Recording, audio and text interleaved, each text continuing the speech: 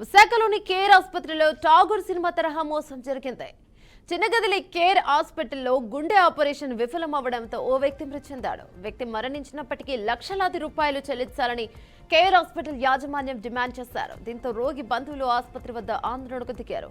మొదటి ఆపరేషన్ చేసిన తర్వాత మరో ఆపరేషన్ చేయాలని చెప్పారని, సర్జరీ జరుగుతుందన్నగానే తమ అన్నయ్య మరణించాడని చెప్పారని బాధితుడి సోదరుడు చెప్పారు. డబ్బులు మొత్తం చెల్లిస్తేనే మృతదేహాన్ని అప్పగిస్తామని అంటున్నారని, లేదంటే ఇవ్వమని చెప్తున్నారని వాపోయారు.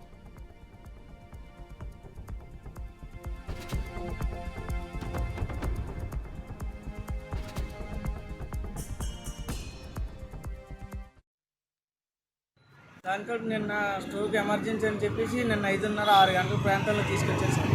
తీసుకొస్తే డాక్టర్లు అప్పటికీ చూడలేదు, కొద్దిగా లేట్ అయింది. లేట్ అయితే అది చేయాలి ఇది చేయాలని చెప్పి ప్రాసెస్ మీకు ఏమవుతారు మా నాన్నగారు సార్ ప్రాసెస్ అది చేయాలి ఇది చేయాలని చెప్పేసి మీరు అంత అమౌంట్ కట్టండి అని చెప్పి కౌంటర్లు అంత కట్టించుకున్నారు సార్. 13,000 కట్టించుకున్నారు ముందే. తర్వాత ఏమోని ట్రీట్మెంట్ మీరు ఎక్కడ ఉంటారో ఏంటని చెప్పేసి మీరు ఇక్కడ చేయించుకుంటారా, ఎమర్జెన్సీగా ఇక్కడ చేయించుకుంటారా లేదంటే తీసుకెళ్ళిపోతారా, తీసుకెళ్ళిపోతారా అన్నట్టుగా మాట్లాడారు సార్. దాంతో మేము భయపడి అతను చేస్తాం మాకు నాన్నగారిని ఇస్తానని అన్నారని మేము ఇక్కడ ధైర్యంగా జాయిన్ చేసి అంటే బ్రతికిస్తానన్నారని చెప్పిన వెంటనే 50,000 పేమెంట్ 50,000 మేము కట్టాం సార్. కట్టగానే వాళ్ళు నైట్కి ఒక డోస్ వేశారు. రెండో డోస్కి ఏమో మార్నింగ్ ఎప్పుడో చేస్తున్నా అన్నారు. నాన్నగారు చనిపోయి 12 గంటలకి ఆ ప్రాంతంలో చనిపోయారు, 1 గంట ప్రాంతానికి. వీళ్ళేమో మన దగ్గర కూడా రానివ్వకుండా కనీసం లోపల కూడా ఆక్సిజన్ పైపులు పంపించి బాడీ ఏదో కదిలినట్టు షేక్ చేసినట్టు చేస్తున్నారు సార్. అది సార్. ఎందుకు ఇప్పుడు మీకు ఎంత డిమాండ్ చేస్తున్నారు? మాకు ఇప్పుడు 5,10,000 కట్టమంటున్నారు సార్. కడితే బాడీ ఏమన్నా సార్. దాంతో నిన్న మా అన్నగారు సీరియస్గా ఉందండి. సీరియస్గా హార్ట్ ప్రాబ్లం అని చెప్పి మేము తీసుకొస్తేనేమో 5:30-6 గంటల ప్రాంతంలో తీసుకొచ్చిన తర్వాత ఇంత కట్టాలి అమౌంట్ అని అంటే మా అబ్బాయి వాళ్ళను మా అన్నగారు పిల్లలు అగ్రి అయిపోయి అంటే బతుకుతారు కదా అని ఆశ మీద మేము దాన్ని అన్నారని మేము వాళ్ళు స్టెంట్లోని ఏది చేసినా మేము ఉంటున్నాం కాపాడుతామని చెప్పి ఇంత అమౌంట్ కట్టమని మాకు చెప్పారు.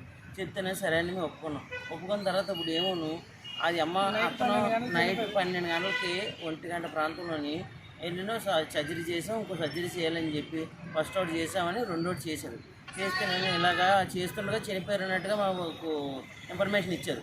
ఇస్తే నేను మరి అలాగే సార్ మరి అంటే అది కదా మరి చనిపోయారు మేము ఏం చేయలేము. అలాంటప్పుడు మరి అమౌంట్ మనిషి బతికితే మేము కట్టగలం, కానీ లేదని చెప్పి మనం దాన్ని డబ్బు ఎంత కట్టండి అలాగని మొత్తం పే చేయండి, మీరు ఏదైనా మాకు అనవసరం, మీరు సంతకం ఇలా పెట్టేస్తారు అలా చేశారు, దాన్ని బట్టి మీరు అమౌంట్ మీరు ఎంత కడతారు అన్నది మాకు కట్టాలి, మొత్తం ప్రాసెస్ రూపాయి కూడా మాకు తగ్గించలేదని.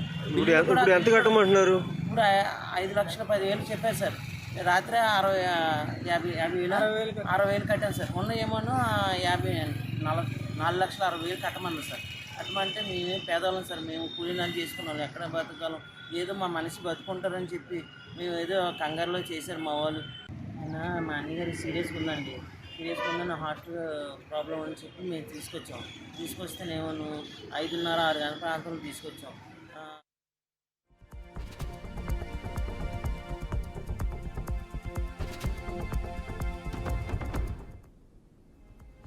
ఇదే అంశంపై మా ప్రతినిధి శ్రీనివాస్ అందిస్తారు. రైట్ శ్రీనివాస్, చెప్పండి. ఇక కేర్ హాస్పిటల్ అనేది ఒక పెద్ద బ్రాండ్. ఇలాంటి కేర్ హాస్పిటల్ ఇలాంటి ఘటన జరగడం ఎలా చూడొచ్చు అంటారు?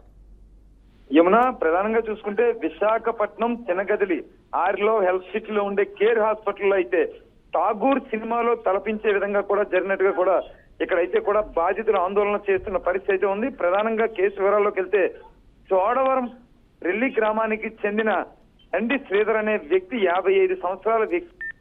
హార్ట్ ఏదో స్ట్రోక్ వచ్చి ఇమీడియట్ గా కూడా విశాఖపట్నం కేర్ హాస్పిటల్ తీసుకురావడం జరిగింది.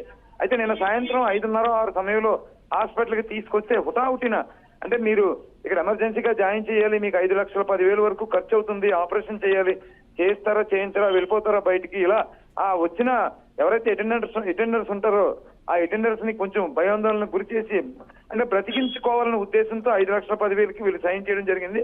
ఇమీడియట్ గా కూడా ఒక 50,000 రూపాయల దాకా వాళ్ళు పేమెంట్ కూడా చేశారు. అనంతరం అర్ధరాత్రి 11:30-12 ప్రాంతంలో ఒక సిజేరియన్ జరిగింది. రెండో సిజేరియన్ చేయాలని చెప్పడం, దానికి కూడా వీళ్ళు ఓకే అని చెప్పడం, అనంతరం కూడా ఆయన చనిపోయాడని చెప్పి, సరే చనిపోయిన వ్యక్తి ఓకే, వీళ్ళంతా నిరుపేదలు, చనిపోయిన తర్వాత ఇప్పుడు బాడీ ఇవ్వాలంటే మిగిలిన 4,60,000 రూపాయలు పే చేస్తేనే కనుక బాడీ ఇవ్వమని చెప్పి యాజమాన్యం కూడా భీష్మించి కూర్చున్న పరిస్థితి.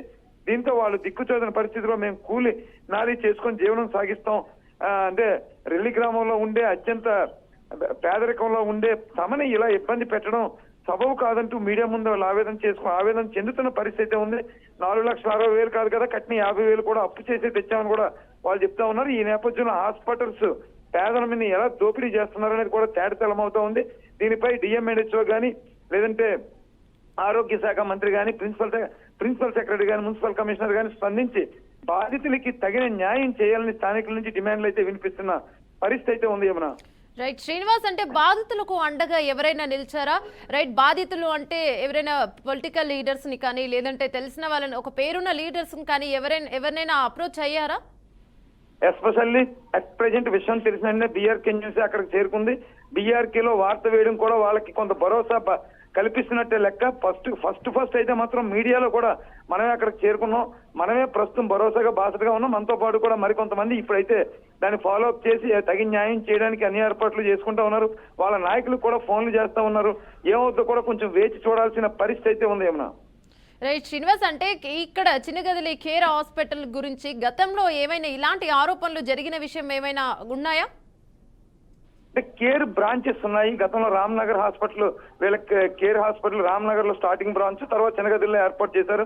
ఇక్కడ రామ్నగర్ కేర్ హాస్పిటల్లో ఉండేటప్పుడు అదే సేమ్ పరిస్థితి, డెడ్ బాడీలు ఇవ్వకపోవడం, బయట ఆందోళన చేయడం, అలాగే రోగులతో ఇబ్బంది పెట్టడం, అధిక ఫీజులు వసూలు చేయడం, ఇలాంటి అనేక ఘటనలు అయితే ఇక్కడ చోటు చేసుకున్నాయి. దీంతో పాటు కూడా హాస్పిటల్స్ అన్నింటిలో కూడా, ప్రధాన హాస్పిటల్, మేజర్ హాస్పిటల్స్ లో కూడా ఇలాంటి సమస్యలు లేవనెత్తా ఉన్నారు. అయితే దీనిపై ప్రభుత్వం దృష్టి సారించి పేదలకు ఇవ్వాల్సిన రాయితీ కానీ, ఆరోగ్యశ్రీ కానీ, మరేమన్నా పథకాలు అందుబాటులో ఉన్నాయి. ఒకవేళ అందుబాటులో లేని పథకాల్లో వైద్యం చేయాల్సి వస్తే సీఎం రిలీఫ్ ఫండ్ నుంచి ఏమైనా డబ్బులు ఇస్తారా?